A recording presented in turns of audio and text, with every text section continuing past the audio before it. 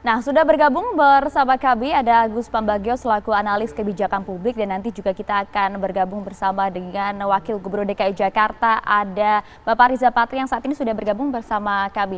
Selamat pagi Bapak-Bapak. Selamat pagi. Oke. Saya mau ke Pak Wagub dulu kalau gitu. Pak Wagub, kemarin soal ganjil genap disorot oleh Pak Doni. Apa yang bisa Anda sampaikan soal evaluasi ganjil genap ini? Sementara ini Pak Wagub. Ya, jadi sementara soal ganjil genap tentu pertama kami sangat menghormati dan senang ada masukan dari berbagai pihak, terlebih dari Pak Doni Monardo. Yang kedua, ya terkait ganjil genap, kami memberlakukan ganjil genap dimaksudkan untuk membatasi atau mengurangi orang yang keluar rumah menggunakan kendaraan pribadi, ya. Jadi kita tahu bahwa kami memberlakukan kantor dibuka, kami batasi 50%. Sejauh ini memang banyak sekali kantor yang memberlakukan pegawainya tidak melebihi 50%, bahkan kurang dari 50%, dengan cara membagi shift gitu di antara pegawai, kemudian mengatur jadwal, kemudian juga mengatur berbagai cara agar pegawai pergi ke kantor dibatasi. Termasuk harapan kami tentu dengan ada gaji genap juga para pimpinan kantor juga bisa memanfaatkan ganjil genap untuk mengatur karyawannya sesuai dengan kendaraan yang dimiliki. Kemudian yang kedua, kami berlakukan juga ganjil genap juga kami harapkan semuanya yang berkegiatan di luar kantor, kegiatan apakah ibu-ibu, remaja, teman-teman semua juga bisa memanfaatkan ganjil genap dalam rangka kegiatan keluar rumah. Nah, itu maksud kami tidak lain adalah berharap bahwa pemberlakuan ganjil genap itu dapat mengurangi. Iya. Pak Wagub. Ya, gimana? Ya. Tapi Anda sepakat tidak Pak Wagub dengan dorongan dari Doni Monardo selaku Ketua Gugus Tugas Percepatan COVID-19 untuk mengevaluasi ganjil genap? Anda sepakat? Yang terkait evaluasi tentu semua kegiatan, tidak hanya ganjil genap, semua kegiatan yang kami berlakukan tentu kami evaluasi. Jadi pasti kami evaluasi. Kami kan ada evaluasi secara berkala, ya, di internal. Kami evaluasi ke bawah dengan dinas atau PD, SKPD terkait. Kemudian dengan sesama pengurus atau anggota gugus tugas di tingkat provinsi, ke samping umpamanya dengan Kapolda, dengan Pangdam, Kajati, semuanya. Itu banyak sekali. Forkopindo di internal juga kami evaluasi secara rutin dan berkala. Bahkan juga dengan gugus tugas pusat, dengan pemerintah pusat, bahkan dengan para ahli pakar juga kami evaluasi. Jadi kalau bicara evaluasi itu evaluasi. Terkait ganjil genap juga kami sudah minta Dishub melakukan kajian dan evaluasi. Ya. Pak Wagub, meskipun niatnya kan tadi ingin membatasi mobilitas masyarakat ya, ketika ganjil genap ini diberlakukan gitu. Nah, apakah Pemprov juga sudah menilai yang dilakukan ini efektif? Karena kan banyak akhirnya disorot salah satunya oleh Pak Doni ketika masyarakat beralih ke transportasi umum. Ya, jadi itu juga terus kami kaji dan evaluasi apakah peningkatan, ya, Pak Doni kan menyebut ada 3,5% peningkatan orang yang menggunakan transportasi umum gitu. Nah, ini juga terus kami pelajari dari kaji apakah peningkatan transportasi umum betul-betul semuanya karena ada ganjil genap. Ya, perlu diketahui bahwa sebelumnya kan kita membatasi orang keluar rumah di masa PSBB sebelum transisi, tentu berkurang jumlah penggunaan kereta, penggunaan bus. Kami di internal juga bus Transjakarta juga dibatasi. Kemudian memasuki masa pelonggaran juga secara bertahap mulai ada peningkatan, ya.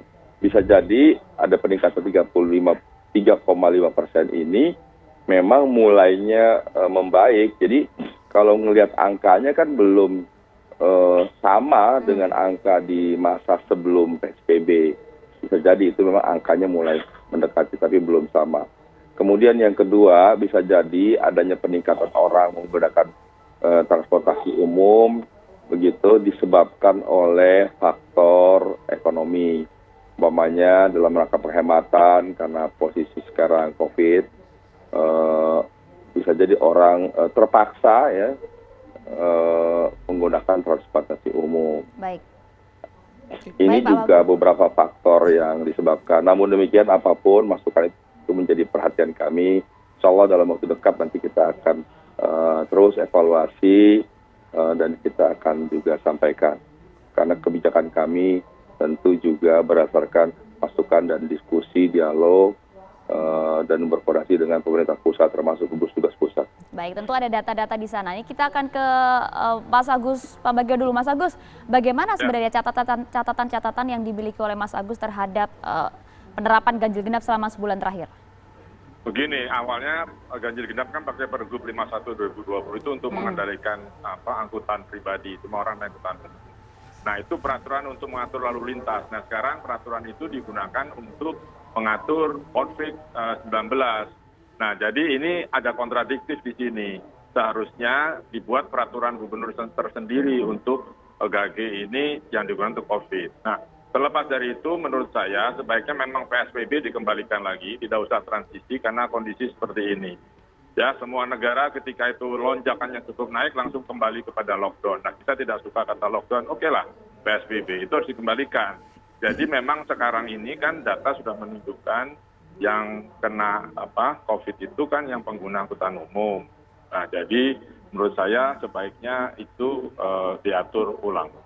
Oke, kalau misalnya opsinya tadi Mas Agus bilang balik lagi ke PSBB gitu ya, termasuk mengembalikan semua kebijakan ini kan. Suaranya jelek. Mas Agus, dengar nggak Mas? Halo. Halo Mas Agus. Halo Mas Agus. Halo. Ya. Dengar ya, Mas? Dengar nggak Mas Agus? Sepertinya ada gangguan nih kalau Mas Agus. Kita ke Pak Wagub lagi deh. Pak Wagub, dengar dari Mas Agus tadi mendingan soal PSBB transisi ini balik lagi aja ke PSBB awal karena skema ganjil genap itu kan tadinya untuk arus lalu lintas bukan untuk penanganan COVID. Gimana Pak Wagub menanggapinya? Ya betul, memang sebelumnya kan memang ganjil genap kan sebelum masa pandemi untuk mengurangi kemacetan, untuk mengurangi kepadatan, ya kan? Itu Pergub 51. Kemudian berikutnya keluar Pergub 80 ya tentang ganjil genap yang kita memang memanfaatkan untuk mengurangi orang keluar rumah dalam rangka pembatasan ya. Jadi bukan kontradiktif sebetulnya, memang pergubnya berbeda. Namun yang kedua ini dapat dampak yang kedua dapat mengurangi kepadatan dan juga dapat memberi dampak supaya orang dibatasi. Kemudian yang ketiga, tadi apa yang disampaikan Mas Agus atau Pak Agus terkait dengan kita kembali ke PSBB, saya kira ini juga menjadi perhatian dan kajian kami. Memang ada beberapa juga pakar seperti Mas Agus yang memberikan masukan. Ya sudah, ini kok masyarakat memang tidak peduli, tidak patuh begitu kan, bandel lah kira-kira gitu. Kalau Pak Doni malah menyebut hasil survei 30% masyarakat Jakarta katanya menganggap nggak apa-apa begitu dengan adanya COVID seperti tidak takut begitu. Ya tentu ini menjadi perhatian kita. Memang kami kan dalam rangka mengambil kebijakan kan tidak hanya memperhatikan 1-2 aspek ya. Semua aspek kami ambil ya. Ketika kami memasuki masa PSBB transisi atau masa pelonggaran, itu pun dengan berbagai ketentuan, yaitu dibatasi 50%, kemudian kedua unit kegiatan, kemudian dibuka secara bertahap. Dan sampai hari ini, sekalipun masa pelonggaran sudah dimulai sejak 5 Juni, masih banyak ya unit-unit kegiatan atau tempat-tempat yang belum kita buka. Kemudian juga kami terus meningkatkan pengawasan, kemudian penegakan disiplin atau penertiban untuk memastikan bahwa sekalipun ada masa transisi atau pelonggaran, kita minta masyarakat patuh dan taat ya. Jadi memang ini ada beberapa faktor yang menjadi perhatian kita. Ya. Ya. Pak Wagub, tadi kan paling tidak istilahnya seperti ada dua pilihan begitu ya untuk rem darurat selama ini PSBB transisi diberlakukan, yaitu yang pertama adalah ganjil genap yang kemarin juga sempat diberlakukan selama sebulan, dan kemudian yang kedua seperti janji dari Pak Gubernur begitu nanti akan dikembalikan lagi nih PSBB. Nah, pilihan pertama diminta untuk dievaluasi, kemudian nanti akan seperti apa PSBB transisi saat ini? Iya kan di emergency break itu kan beberapa hal bisa dimungkinkan ya. Kemudian pilihan-pilihan masa transisi bisa saja. Pertama, kami sampai saat ini belum menambah pembukaan unit-unit yang memang belum kami buka ya.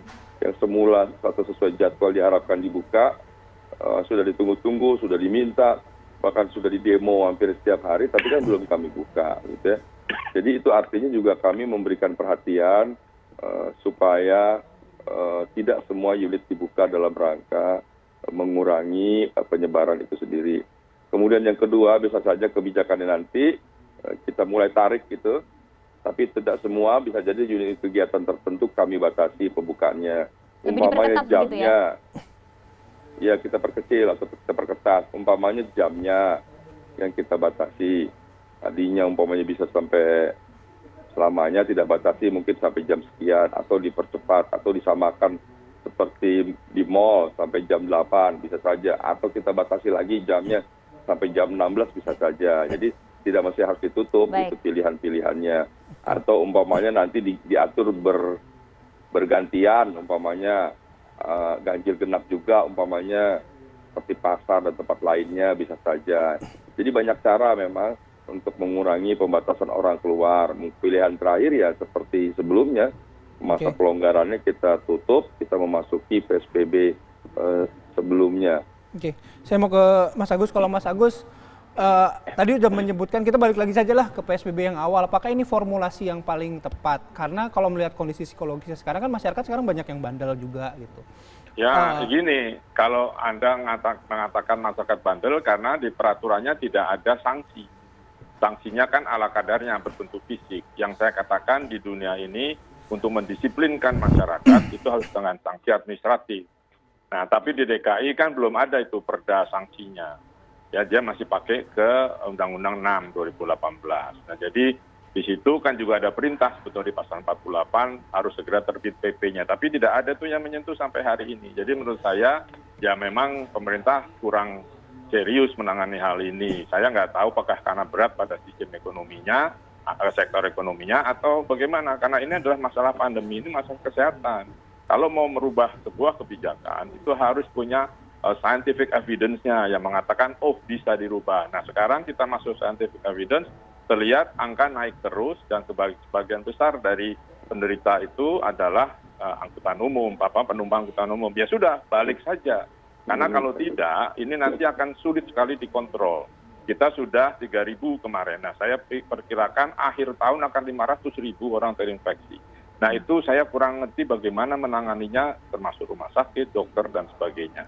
Ini mumpung sekarang ini sudah emergency, kita tidak bisa membiarkan masyarakat hanya dengan himbauan.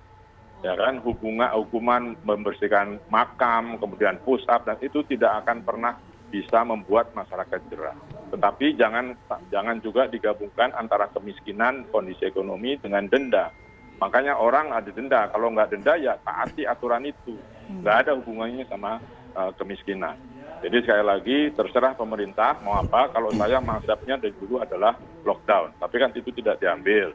PSBB, kalau PSBB transisi itu sama saja tidak ada PSBB, kita lihat. Belum lagi juga kalau kita lihat tetangga kita di Banten. Masa Banten cuma 22, 32 dibanding DKI yang 1.000. Ini kan aneh. Dan hal ini harus dicermati oleh sektor kesehatan, dalam hal ini Kementerian Kesehatan dan juga gugus tugas. Karena ini suatu hal yang timpang, yang sangat mencurigakan, dan ini bisa jadi sumber penyebaran berikutnya. Oke, baik. Nanti kami akan meminta tanggapan langsung dari Pak Wagub, tapi kami harus jeda terlebih dahulu. Kami akan kembali sesaat lagi.